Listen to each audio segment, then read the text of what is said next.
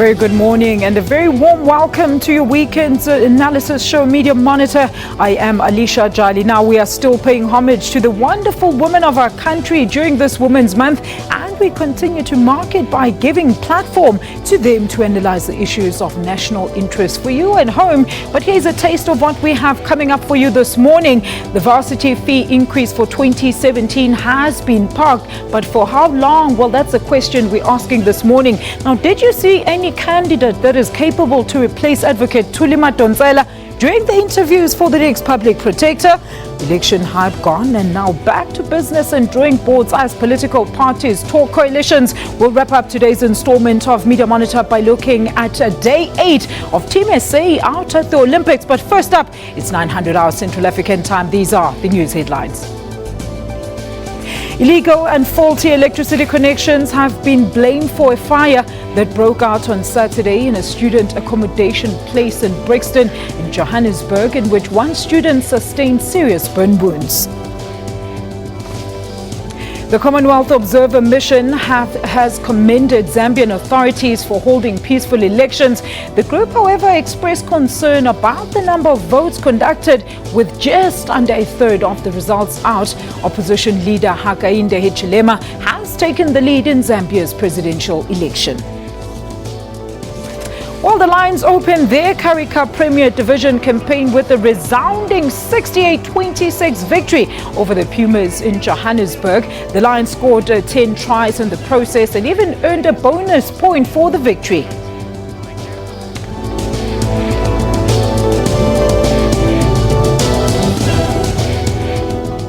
Well, we did promise you. Now I'm very proud to welcome another pair of outstanding women today who will give us their insights on the stories that we have observed and discussed in our different places throughout the country. Dr. Susan Boysen, Reverend Political Analyst, as well as Scholar Professor Ilva Rodney Gumede, Head of Journalism and Television at the University of Johannesburg. Ladies, happy Women's Month. Thank you so much for joining us this morning. Good morning. All right. And on our far right, Dini, we are not going to exclude you. Please come through and join me, is our social and digital media guru, Mr. Dini Mekutu. Dini, a very good morning to you. Morning, Alicia. Look, I'm sure, let's pay homage to women. I'm sure women's issues top the agenda in terms of digital and social media this week. Take us through it. It's been one of the biggest stories on social media this week, as the President Jacob Zuma was opening a memorial in Pretoria at the Lilian Ngoyi Square, where they unveiled 4 statues of the instrumental women in that 1956 march, Pretoria. Amongst those ladies were Sophie de Bruyn, Lilian Ngoyi, Helen Joseph, and Rahima Musa. And people were just talking about it and the wonderful strides that women have managed to have in our country in the past. Has it been what, 60 years now? Yes. Since that day. 60 years. What were some of the tweets that came through? Did you have any tweets? There was a tweet from a lady which was quite profound. She said, the difference between a woman and a girl is a girl fights over not so serious issues, but women will support and carry each other and move each other forward. So every young girl should strive to be a woman. Absolutely. And as you've seen, we do have a women-only panel that will be discussing such issues. But ladies, what did you make? Did women issues take focus, particularly on Women's Day this year? Yes, of course they did, and they as should be. However, we also know that, as the saying goes, every day should be Women's Day. Absolutely. So we are far away from reaching the goals that we want to. Professor Boysen. Yes, we are really looking forward to the day where women are really their own persons, where women carry the women's agendas, and where women, as we see too often in South African politics as well as other places, actually carry men's agendas. So I think we have indeed got a long way to go. Slowly getting there, but it is going slowly. I'm sure you heard that, Dini. Every day should be a Women's Day. Yeah. What other stories were topping the charts on social and digital platform this week? Public protector interviews. Yes, that absolutely. generated a lot of tweets. I was actually surprised that people can spend their time watching other people having until the early hours of the morning. You know, so people are talking about that. There were standout candidates that people are talking about, like Busisiwe Mkhwebane, Mkhwebane, who generated a lot of positive tweets right? People liking her. Like this one candidate, Busisiwe Mkhwebane is convincing. Busisiwe Mkhwebane, you are hired. That was a tweet from Her Excellency. Another candidate that also generated a lot of positive tweets is Kevin Malunga. As you can see from Yashini Padayachi, Kevin Malunga, I'm asking that you give me an opportunity to take this institution forward. So she was convinced, she was impressed. And advocate Kevin Malunga, impressive, the tweet from Lisedi. And then Judge Desai, on the other side of the scale now. Yes. He happened to generate a lot of negative tweets because of an incident, a rape incident that happened a while back. But he was acquitted for that, or the charges were dropped. So people were not really happy with him, but it still remains to be seen who will take that seat to replace another phenomenal woman, Thuli Madonsela. Ladies, I know we're going to discuss this in further detail, but just a quick one on your reactions on the social media side of the public protector interviews there. Well, if you can say something and make a quick comparison maybe, and since we're looking for someone to replace Thuli Madonsela, I do think that someone like Judge Desai, and given the controversies that we've seen, is not going to cut the mustard, I'm afraid to say. Prof? Yes, it was very interesting how the social media were really used as a form of public participation in the process. I'm not sure to what extent all those opinions will be taken into account when ad hoc committee take its decision and submit its report to Parliament at the end of this month, but it is certainly very illuminating and one cannot ignore it. As we know from the students and the Fees Must Fall movement too, those social media can really drive agendas. Absolutely, Professor. Now, what was happening at the Olympics there? Caster Semenya? Before we go to Caster, if someone happened to miss those interviews, the SABC digital news channel on YouTube has a playlist of all the different interviews from the different candidates. Where can they find it? So if you go to YouTube, you can visit the SABC digital news channel and you'll find a playlist there with public protector interviews. All right. And on one of the biggest stories probably of the month, Rio Women's Olympics. Month, Rio Olympics, Caster Semenya. But there's a shadow hanging over Caster. There were a couple of articles that were written in the public or in mainstream media about the high testosterone levels that Caster has because of a gender situation. Have we not dealt right? with this issue before? And people are saying that, and they've come out in defense of Caster, and the ANC Youth League also came out in defense of Caster. And Caster had a very interesting tweet that she tweeted. Dear haters, I have so much more for you to be mad at. Just be patient. So we are rooting on her or for her to get that gold for South Africa. We haven't won any gold yet. But this morning, a very good jump from Luvo Manyonga managed to get South Africa another silver. But there was controversy over this one too. What happened there now? Times Media had a very, people were saying, a trashy headline which said, ex-drug addict Luvo Manyonga wins SA's 6th Olympic medal. People are saying, why can't you just focus on the achievement that the guy has managed to do? You know? Do you have Focus any on tweets on that? if we scroll down, we'll see some tweets from people. Some were a bit offensive, so I hope they're not at the top. How about just Luvo Manyonga wins SA's 6th Olympic gold medal? Absolutely. Like, what was the need for the ex-drug addict phrase, you know? Then Luvo Manyonga wins SA's 6th medal. So people are giving suggestions of how they could have written the headline. It's trending heavily this morning, and people are complaining mainly about that headline from that publication. Ladies, what did you make of that? Very quickly. Dr. Boyson? Hey, you know, that it might be a negative orientation there, but it also tells a phenomenal personal story. It says ex-drug addict, he had overcome that. It's an amazing personal journey behind that achievement in the long jump at the Olympics. So I see the positive side, even newspapers and media, we're going to get those kind of headlines. Dr. Kumede? I think that the social media picks up on other stories maybe than the mainstream media, and I think that the Caster Semenya story has actually, I think we put a damper on it in the mainstream media, but maybe social media still picks up on these things. And it's quite sad actually that it comes in Women's Month as well, but I wish we would have moved beyond it by now. Absolutely. And Dini, how are you going to wrap up our digital media platforms this On week? a lighter note, another phenomenal woman doing phenomenal things on Women's Day. Too. Minnie Lamine, who's an SABC presenter, sports presenter. Yes. She bought her mother a BMW luxury car.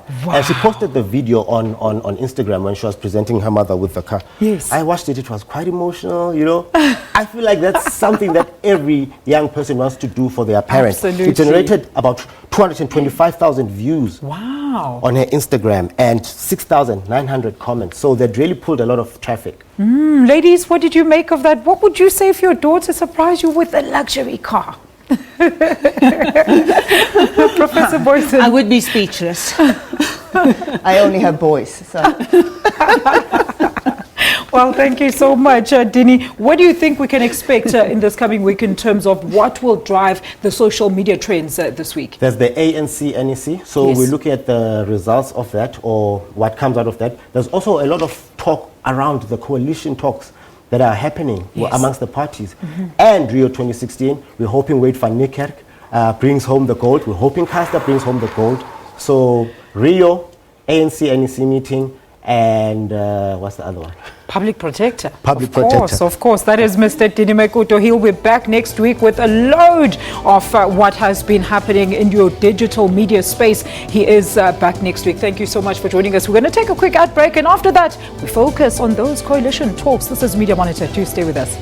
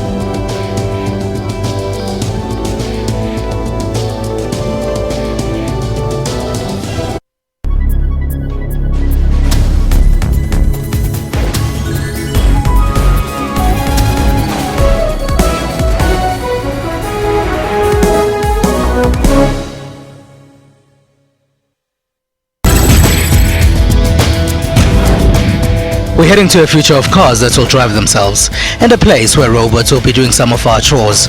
But the challenge in Africa is to make sure that everyone is part of this new world. To be behind with technology, it is a challenge for us as offenders. There are many initiatives to ensure that Africans are truly connected. We're now giving more access and internet to now the end users. On Network, we have information on Africa's technology landscape, possibilities for the future, and some great African innovations. That's Network with me, Spumelele Zondi, every Sunday at 7:30 p.m. Central African Time. What causes Parkinson's? How common is it? Your research showed that it's slightly more prevalent in men. Yeah. It's equally affected at women as well. Yeah. And all races can be affected with Parkinson's. There is no such thing as one race is more prevalent than the other. Parkinson's disease is the disorder of degeneration of the neurons, therefore exposes one to have those unwanted movements of the body. I live my normal life. I wake up in the morning, I do some exercises here and there. It's just a movement disorder. It's going to affect how he lives his life. And I think as a family, it's just helped us get a little bit closer and surround him. Catch Health Talk every Saturday from 9 to 10 with Dr. Sillo Mutawu.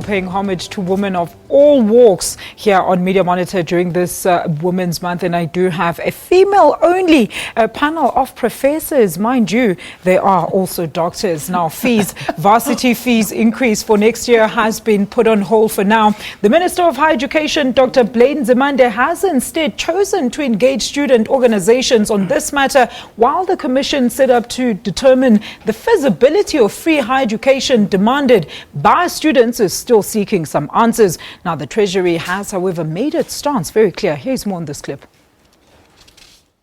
A candid presentation by Treasury.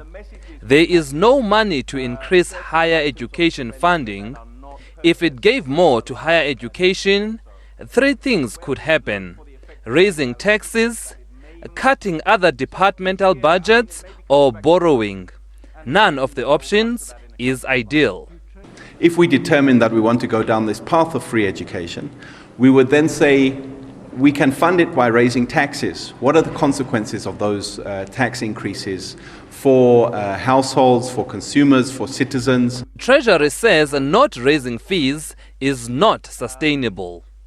If there was a 0% increase again this year, it would be disruptive of the budget system. We would have to find resources within the system that would certainly have an impact on government operations somewhere throughout. And so we don't think that that is a good way to proceed towards a better access to higher education. I'm very glad that you both professors and you are currently dealing with these matters, and they do concern you. I just want to hear your thoughts. I mean, the feasibility of free education in the country. Let's start with you, Prof.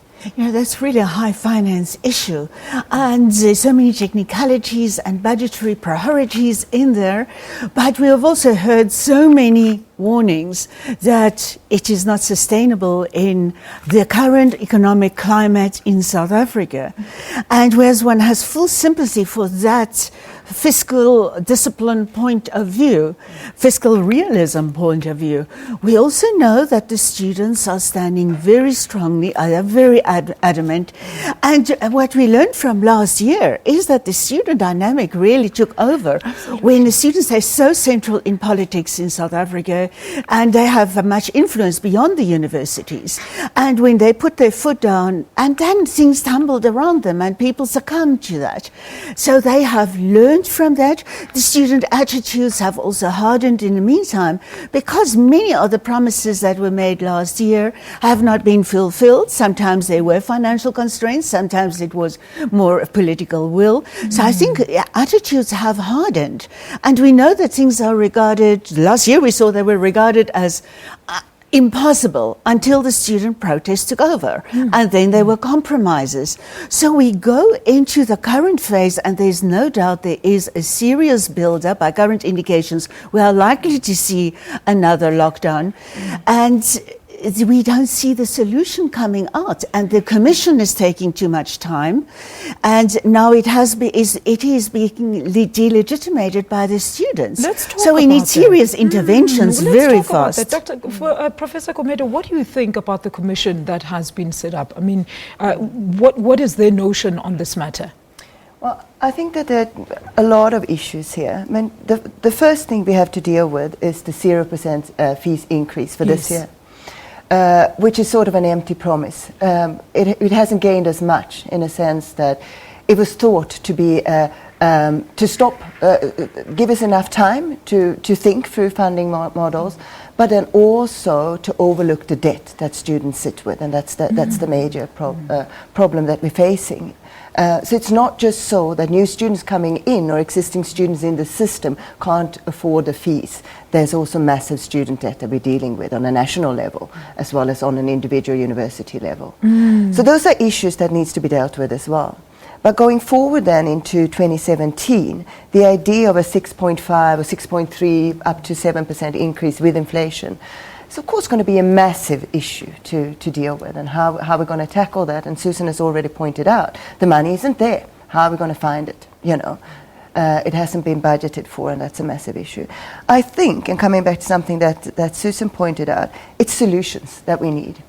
And whilst we're looking to the ministry, we're listening to students, there's also coalitions here to be formed, around finding sustainable solutions. And I think that academics, university leaderships, and students also need to lobby for solutions and find creative solutions for what we can do. Look, Professor Boyson, I know you already touched on the matter, but I mean, like we saw the Treasury saying the ramifications of the fees hike. I mean, what do you think it could go? How far can it go? What can be done? You did say that solutions need to be taken here. Yes, gosh, there really needs to be consultation and cooperation between authorities and students and talking. We know there has already been much negotiations and talking, and yet it does not seem as if this gap has been closing between the students and the budgeting authorities. And so I can only say that more of that needs to be done. And we really see and we emphasize as university staff, academic staff, so much with the units, with the student causes and with their problems, economic sustainability, even if they get admission, even if NSFAS has developed a new formula, and even if NSFAS, the student funding agency, state-driven, they have made good progress in cutting out catering for that so-called missing middle. Students who have been too well off but still way too poor, too well off to qualify for basic funding, but too well off, too middle class to afford that, because students find university education and it is immensely expensive. It's accommodation, it's libraries, it's daily existence. And all I can say is that gap needs to be closed further between the different protagonists in this battle. The professor speaks of funding here. I mean, really, where is it going to come from, Professor Gumede? Is the taxpayer going to have to cough out even more? Can they afford to? I mean, we're already living under stringent measures, as we know the economy isn't doing too well.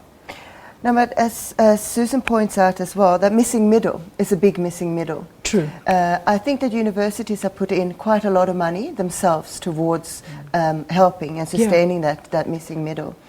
However, as we know, even for students, the poorest of the poor on NSFAS bursaries, can't sustain their studies on the bursaries that they get. And the financial student loans doesn't cover more than tuition fees and the most basic stuff. It is, as Susan says, accommodation. It's all the other things that comes with actually also sustaining yourself and feeding yourself. And as much as universities try then to put in support for housing, support for feeding schemes and so on, it's never going to be enough. And we need a bigger model. We need a sustainable model.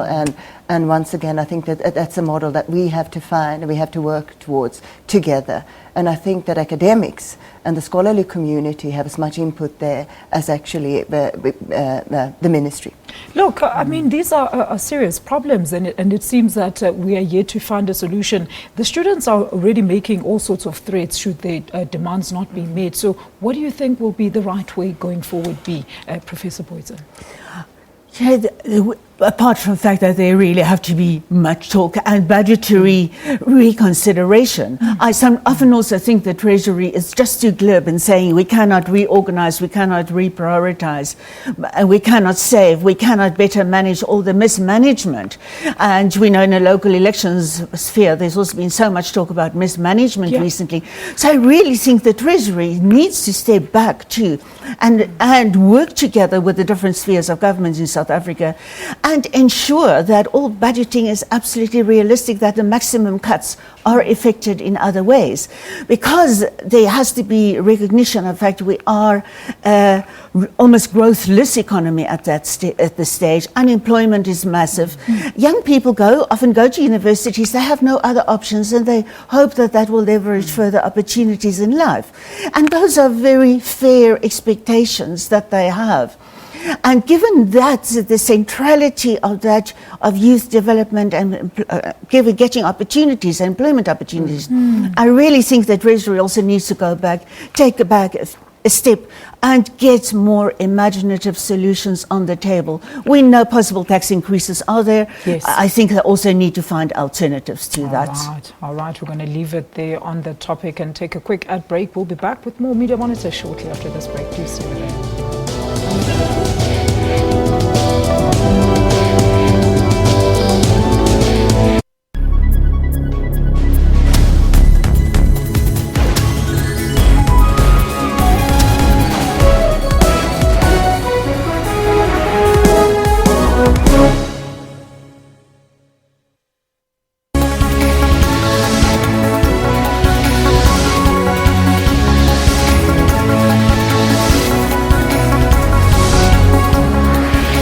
He appealed for the disruptions to come to an end so the future of the children is not compromised. The union said the latest offer by ESCOM will condemn its members to poverty. Samples from the 2012 London Olympic Games and 2014 Sochi Winter Games will also be retested. Stay tuned to News Today at 3 p.m. from Monday to Friday on SABC News.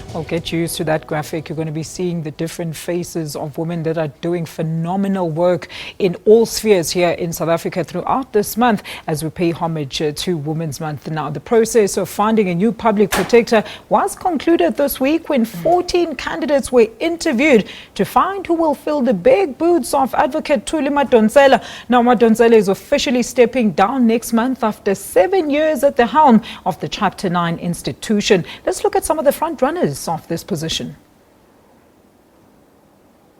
14 candidates, 14 interviewers, more than 18 hours. It was a grueling day for all. Deputy Public Protector Advocate Kevin Malunga's interview probably left more questions than answers. At the 11th hour, his state security clearance came into question. Malunga was born in Zimbabwe, but he told the committee he had renounced his Zimbabwean citizenship in 2010. A letter from the State Security Agency was circulated among committee members, casting doubt on his security status. I'm a bona fide South African citizen in terms of the laws of this republic. And to the best of my knowledge, there's no impediment for me serving in any responsibility. There's going to be a process because we also need answers from the State Security Agency because this has wide implications. Kajal Ramjathan Keo, Executive Director of the Southern African Litigation Centre, was grilled about her organisation taking the South African government to court last year over Sudanese President Omar al-Bashir's presence in South Africa.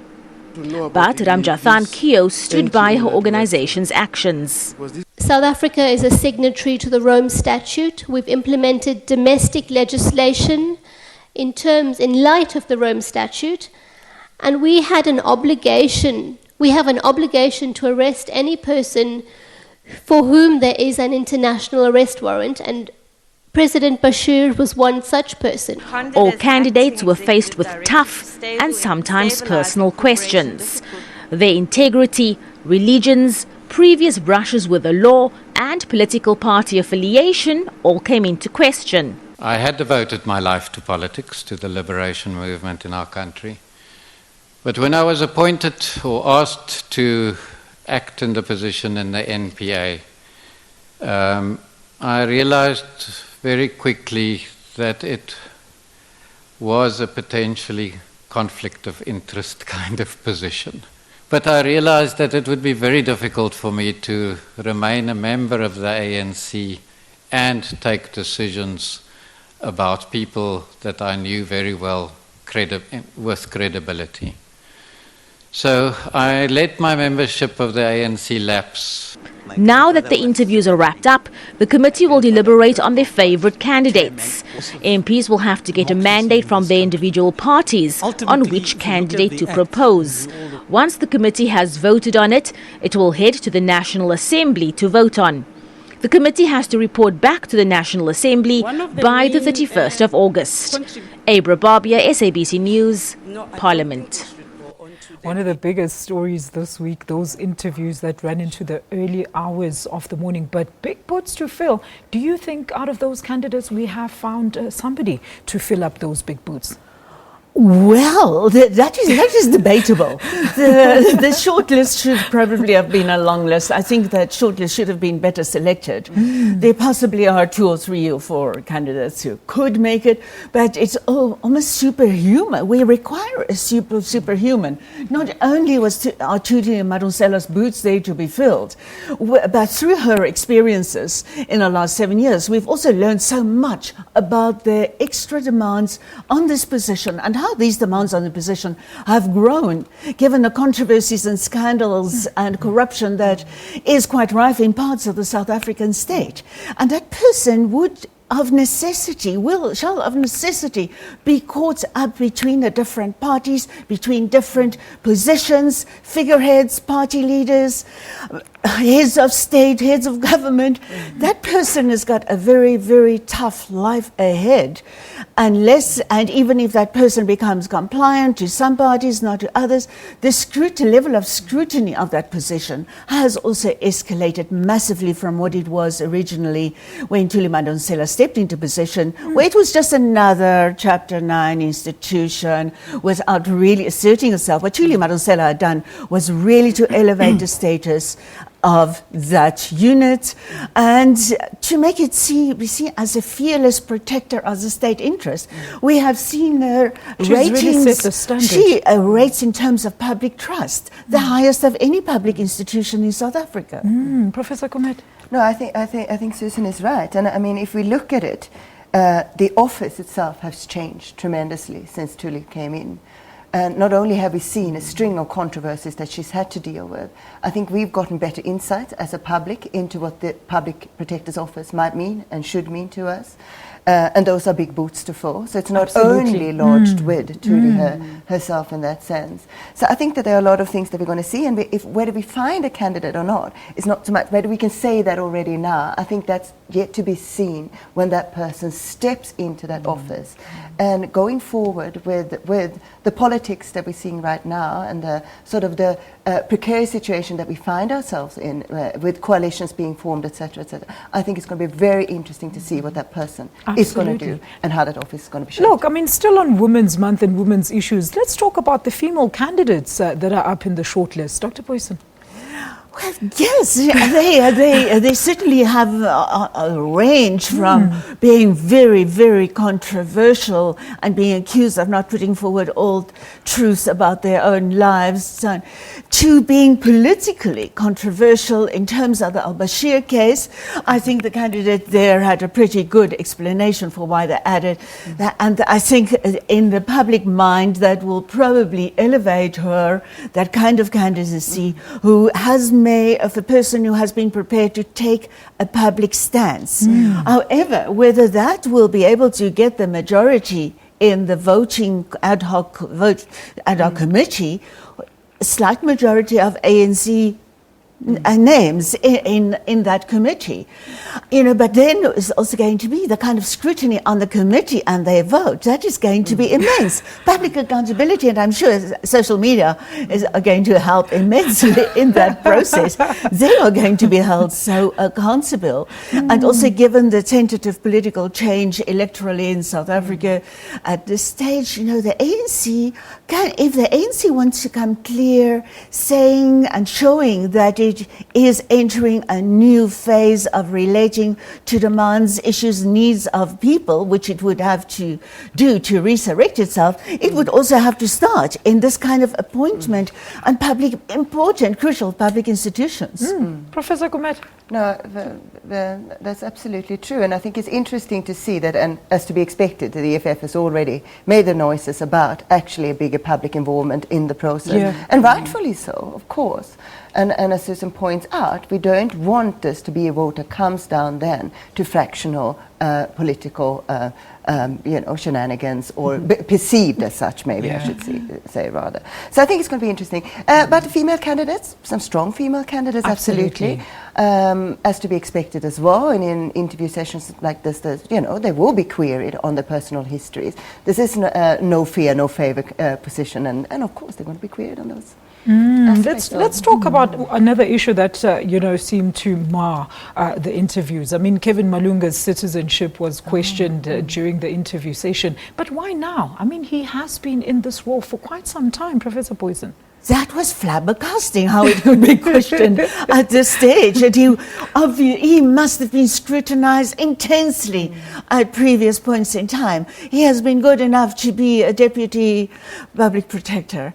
And so now he must have angered somebody, and somebody thought, this is good dirt. Let me bring this up. Yeah, maybe he has been too assertive in some cases. He has obviously angered some people who've been bringing up, making sure that dirt, quote unquote, it is not really dirt. I think he seems to be really clear on that front. All right, very quickly, Professor Kubet. Should be a non-issue by now, but also to be expected. These things come up. They do, absolutely. All right, well, we're going to leave it there and take a quick ad break. More Media Monitor when we return. Do stay with us.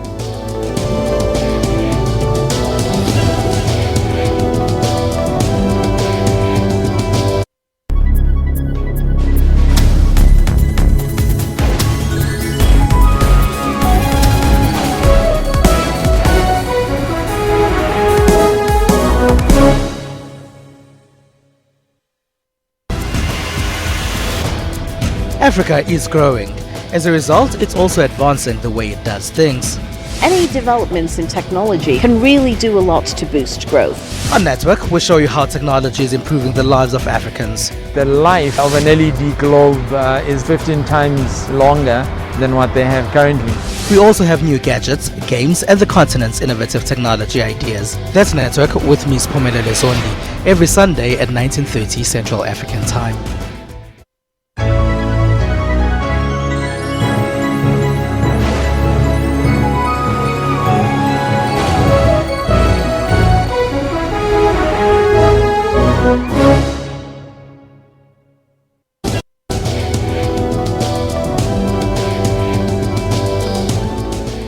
Welcome back to Media Monitor. Now, it's been just over a week since the local government elections, deemed as the highly contested since the dawn of democracy, passed. Now the focus of political parties is, of course, to form alliances to govern the metros where no outright winners emerge, a process that proved difficult and interesting depending at which end you stand. Professor, we were there at The Rock, and a lot of people were talking coalitions. I mean, the main political parties in South Africa have such diverse structures. How will they go into coalition talks now? Coalitions really, especially at the local level, need only to be based on cooperation on those practical service delivery really issues. And there could be bigger ideological debates that drive and inform the parties, but I think they would be able to find compromise grounds in get rid of the pit toilets, get rid of dirty the rubbish. For the good of the people, for the benefit of the people. So I think those the cooperative agreements between parties could really serve as a platform to much better service delivery. But this doesn't mean to say it was at moments in this past week, and it's not over, quite amusing to see the huge policy demands that political parties, micro parties, put on the table. Of course, they're never going to be this sought after again in a long, long time to come, where PAC has put release of political prisoners, probably overdue, on the table as a condition for possible cooperation with the ANC. The EFF, almost as if they want to make sure the ANC is not going to cooperate, then put on demand removal of the President Jacob Zuma as a precondition there. So one can only imagine that is a way to tell the ANC, again, do not talk to us. But there are so many negotiations. We know the ANC, after his NEC this weekend, probably by tomorrow, Tuesday at the latest, will come out with a statement that will give clarity on its position. And the DA is continuously negotiating. The EFF is scheduling a briefing for early this week. Professor Poison, I'm glad you brought that up, because it seems like this whole week it's been issues of political parties talking about these coalitions rather than focusing on national interests. Professor Komete, what do you make of this? For sure. I think that there are lots of issues to sort out. Absolutely. And those are pragmatic issues, as Susan also points out. Less about ideological, meetings or diverging, It's much more on those practical, focus on the practical issues and how you do that. Coalitions are often thought to be something that's good in the broader sphere of politics, for cooperation, etc., etc. However, when it comes down then to the pragmatism and actually getting decisions through and implementing, they can be very, very, very messy and hard to. Look, speaking of that, I mean, a lot of people have said, coalitions sometimes lead to, the parties that go into coalition losing their face or the possibilities of floor crossing there. Take us through that process, Professor Poison. If micro parties go into alliances with much bigger, strong parties, that's where the chances are pretty good that there's going to be a gradual realignment. Like we saw some time ago when Patricia Little independent Democrats cooperated with and gradually went up into the DA. Years ago, where the National Party and the ANC, that's how the ANC years ago got originally into the Western Cape government. That was because of alliance with the National Party, but that was not a straightforward realignment. National Party officially went up into the ANC, but all national parties predominantly remained in the Democratic Party, Democratic Alliance after that. So it has varying outcomes for small parties. South Africa, there are so many what I call micro parties, below 2% national support parties. And in many cases, those parties are going to welcome in due course, if it grows naturally on them, a new political identity, because these micro parties, they get so little fundings, have so little resources. And I think, and I hope that going forward into these possible coalitions, these parties will really look at what are the needs of their voters. Why did those voters really vote for those parties? So that they can remain accountable to their voters. I was absolutely coming to that point. Professor Komete, please elaborate on that. That is important, because voters often feel let down when coalitions are formed. Absolutely, yeah. And I think that we've seen the growth in the EFF, for example. I think many EFF voters will be very annoyed at certain coalitions being formed and feeling that, what did we put our vote for? And I think those are important issues to be raised and sorted out as well. And we need to remember that coalitions are not balanced, or should be a balance of forces rather. It's not a parliamentary solution. So actually, a coalition is formed to actually find those joint solutions and going forward without losing then the smaller micro parties and their own political creed and political programs. A way of reconciling and that is, I think that's very, very important, and that's something that needs to be communicated to the voters as well. Professor? Something that I would like to add here, in many cases also across Africa, we've seen coalitions being formed. I've seen cases in Nigeria, I've seen cases in Malawi, for example, and several other places, where ideologically divergent political parties come together in a certain stage with a bigger objective. And that bigger objective is a phased objective then of, for example, in these cases it was a case of ousting a very corrupt government. And where then they knew their alliance would be for a period of time, and thereafter they pass it again, and they continue their own original ideological path. But political parties are very strategic. If this is the objective now, to destroy or to hurt, let's say, a very big party, then they can have a strategic position. And in the case of the EFF, if to speak very specifically, we have seen in a very interesting social media poll that they went to send out to their followers. To ask who should they... Yes, and it was something like 60%, under correction slightly, I think it was slightly over 60%, who said, do not go into alliance with the ANC. Look, let's further focus on that. You were speaking of big parties. I mean, we know that the ANC is the ruling party, and of course, it's in a much difficult position because it has alliances, tripartite alliances to think about. What do you think then? What kind of dynamics will have to be at play there, Professor Gomet? Well, it's interesting to see now that we hear the calls then from the DA, from the EFF, that, under certain conditions, we're putting these conditions out there for a cooperation. And whether, we agree or not, the ANC is going to have to listen to some of those demands. And I think that's the interesting, and that's what's going to change the political game a little bit, if we want to call it a game. What happens when these coalitions fail then, Professor? Who do we blame? Because there's two parties that went into bed together, and then there's things going wrong, they're not delivering. No, if they fail, there are inevitably going to be reconfigurations. If that whole municipality becomes dysfunctional, a municipality can be put under administration, but we know in South African politics, those provinces and municipalities and places that have been put under administration, they're hardly improved, and that often became political agendas. So other options are probably more serious ones. They can be, under certain extended, long down the road, re-election overall, but if small aspects fail, there can be by-elections.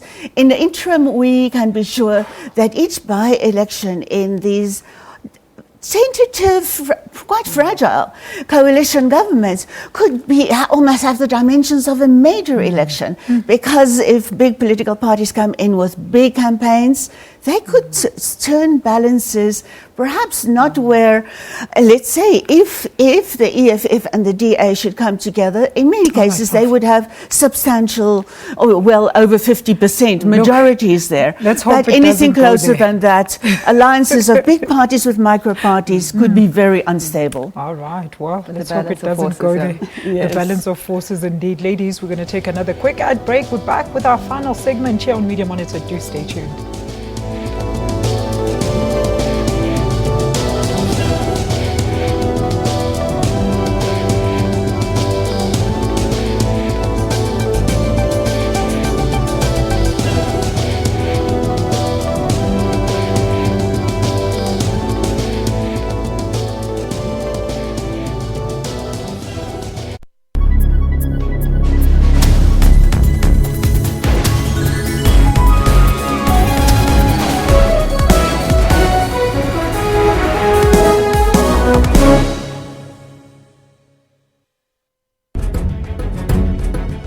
What's wrong with Triple M? What is illegal here? Who is being defrauded here, Trevor?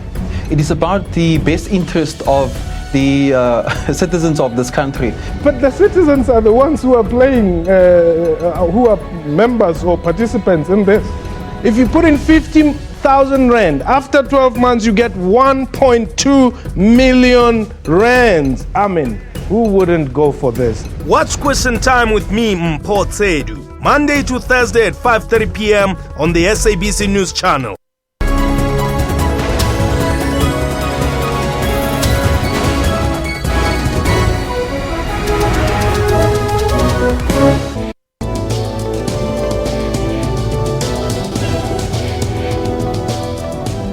Welcome back to our very final segment. Let's wrap up the show by looking at yesterday's Team SA's performance in the Olympic Games out in Rio that saw South Africa getting a 5th silver medal. Here's more.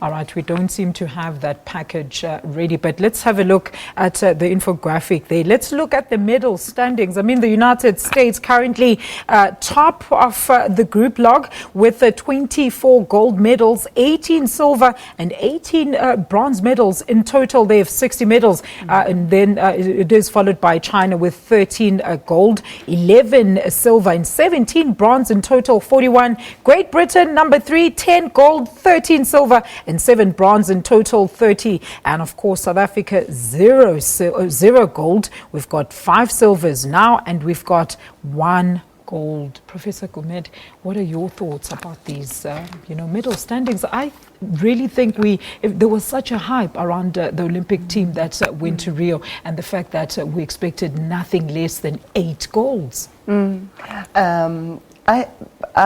Well, the reasons for it, I can't say. I mean, I'm pretty impressed, though, I must say. I think we have a fantastic Olympic team, and that's been said before. We have one of the largest teams ever sent from South Africa. I think we've done fantastically well. I think we have fantastic runners. I've been highly impressed by Akani. I think he's been sort of slightly nervous in some of his races. But to hold, to be up there with the people like Usain Bolt and the others is a tremendous achievement. We haven't seen maybe the best yet from all of them. Chadiclaw, I don't know what's happening there, but we do have a strong team, and I think we do have people who can compete, and I think that's an amazing thing, and I think that it's a proud moment, without gold or not, for South Africa, and I think overall a very, very strong Olympic team, and I think that's fantastic. Yes, whether we get the golds or the silvers. Gold would have been so much better. Maybe someone should tell our athletes the price of gold is quite all right at the moment. But it is really cutting-edge competition. Absolutely. And often it's a fractionally difference between a silver and a gold. So even just getting the silver, and we see these contestants, South Africans, they really embrace that moment. For them to be on the podium is quite something. So the fact that we do not have gold still, for me, does not mean that their athletes have not performed. There's some brilliant performances there. Absolutely, and they've done it before. I mean, they have brought a lot of gold medals home in the previous Olympics. I think something that's very important to remember is that we have fantastic female athletes. Absolutely, and look at our rowing teams, look at our sailing. I think that's something to be commented on as well, to be very, very proud of. Let's look at the overall performance of Team South Africa. What do you think, is their, performance base at this stage? Do you think we're going to see a better performance as the time goes on? I mean, how many days are left? A couple of days left of Rio? Just a few days left, so what's going to happen? But, it's difficult to say. I do think, I'm really, really watching the runners. I think we still have a fair chance. But, let's see what's happened, and let's hope we go home with a few gold medals around our necks. We can do it with new fiscal policies as well. Some gold coming into the country instead of leaving. Yes. All right, then. That's where we're going to leave it. We're going to take a quick ad break. We're back with more. Do stay with us.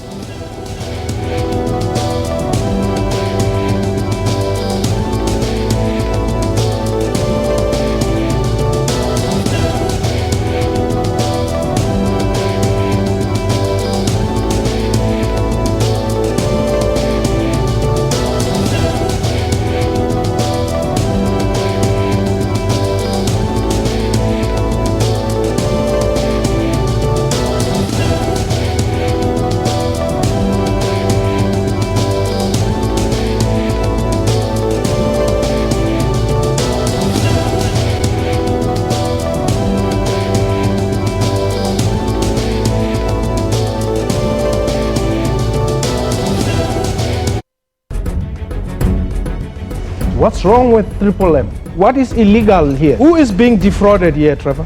It is about the best interest of the citizens of this country. But the citizens are the ones who are playing, who are members or participants in this. If you put in 15,000 rand, after 12 months you get 1.2 million rands. Who wouldn't go for this? Watch Question Time with me, Mpho, Monday to Thursday at 5:30 p.m. on the SABC News Channel.